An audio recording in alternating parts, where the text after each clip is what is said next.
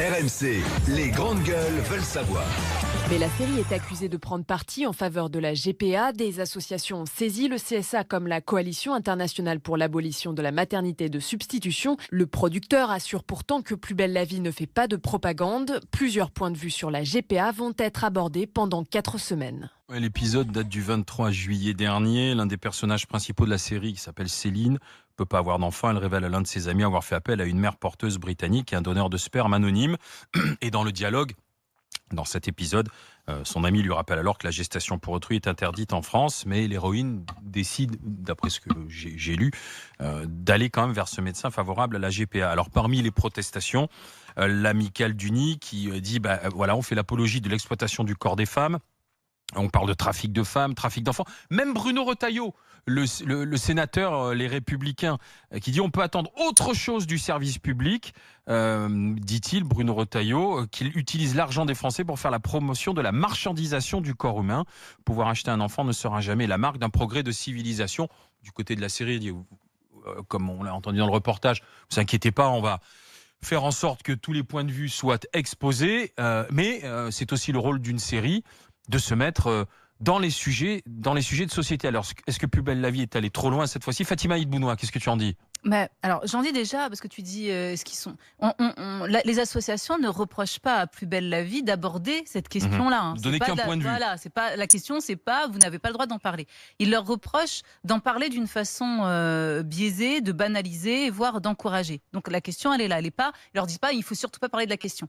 Effectivement, moi je trouverais plus sain quand on aborde des questions, parce que Plus belle la vie parle toujours de l'actualité, donc on va pas leur reprocher de faire du Plus belle la vie. C'est dans l'actu, ils en parlent. Mais effectivement, c'est plus sain, comme pour tous les sujets, d'avoir plusieurs points de vue. Après, ça reste de la fiction.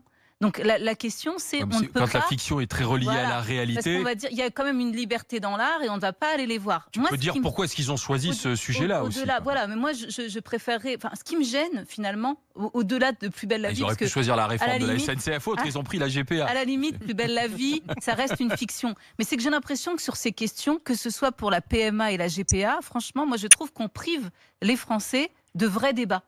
Il aura lieu en septembre. Ouais, parce que là on a l'impression, effectivement, qu'on impose les choses, que vraiment la caricature, c'est en gros, soit tu es pour PMA et GPA et tu es moderne, soit tu poses des questions et tu as un gros réac, ou tu es, voilà, on va tout de suite sortir, on va dire, voilà, tu es contre le progrès, tu es réac. Alors que vraiment, c'est des questions profondes de société, de famille, d'avenir, et ça mérite des débats, Donc la fiction est dans son rôle, et puis après, attendons le vrai débat politique. Tu n'es pas choqué? Non, mais je comprends que les associations soient quand même au taquet, parce que ça, la fiction, c'est pas qu'une fiction. Oui. On appelle ça le soft power. Oui. Qu'est-ce que c'est le soft power? C'est presque un peu militant quand même. Convaincre par la douceur. Ça existe. Le soft power existe depuis longtemps. De la même manière, la banalisation de... C'est pour ça que c'est très important la culture. Parce qu'effectivement, à travers la culture, regardez dans les dessins animés comment le féminisme a influencé les derniers dessins animés.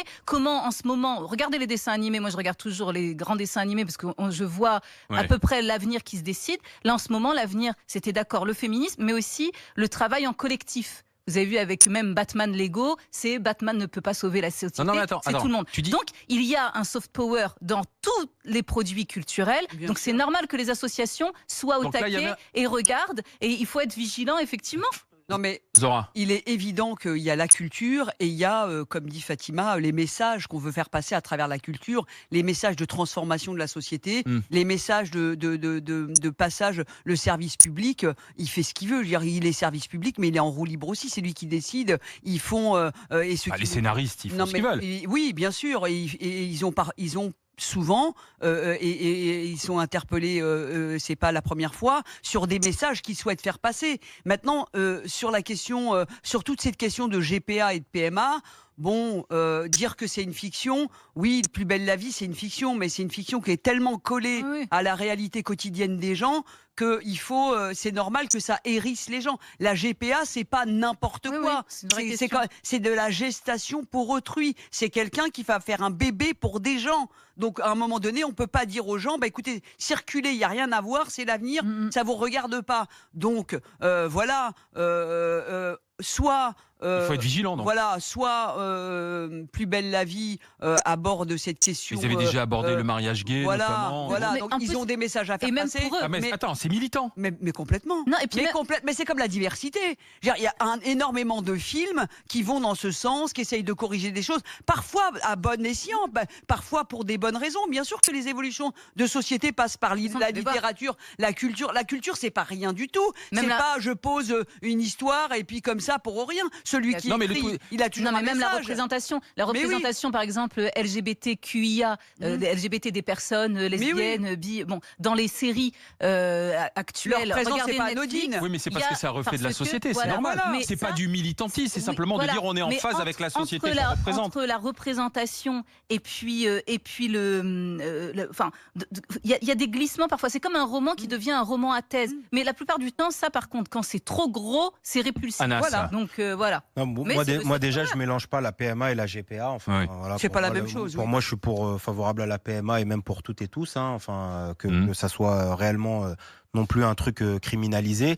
Après, derrière, enfin, moi, je connais pas du tout Plus belle la vie. Je regarde jamais cette émission. Moi, je pense qu'à un moment donné, ces groupes féministes aussi, il va falloir qu'ils se réveillent et qu'ils fassent réellement pas que de la dénonciation, que ça soit le Tour de France ou autre, mais que je leur donne un exemple. Par exemple, il y a des femmes de chambre de l'hôtel Ibis à Clichy qui sont en grève depuis quasiment un mois. Allez les voir. Ça, c'est du féminisme. Des gens qui sont en grève, qui sont précarisés, qui subissent des agressions sexistes, etc. C'est ça le vrai féminisme. Allez voir les femmes qui souffrent, qui sont en galère, plutôt que d'aller à chaque fois vous occuper lorsqu'il y a un slip dans une publicité ou machin. Moi, je suis pour qu'on dénonce lorsqu'il y a un slip dans une publicité si on veut le dénoncer, mais aussi il faut aller aussi dans le terrain et aller voir aussi ces femmes-là, ces cas concrets. Et le problème, j'ai l'impression que ces gens-là, en fait, ils sont derrière un écran et leur seul truc, c'est d'essayer de rebondir derrière. Enfin, je sais pas. Est-ce que le fait que la GPA soit dans Plus belle la vie, ça va booster le truc? J'en ai strictement aucune idée parce que je connais pas le portée ce truc-là.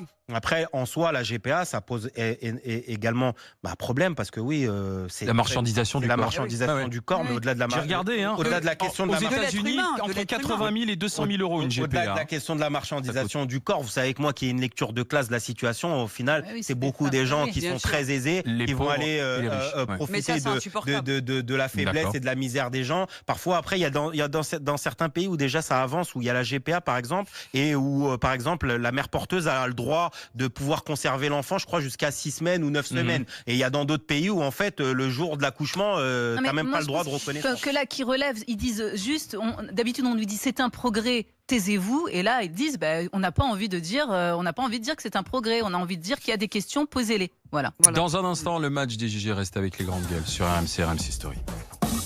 RMC jusqu'à midi, les grandes gueules.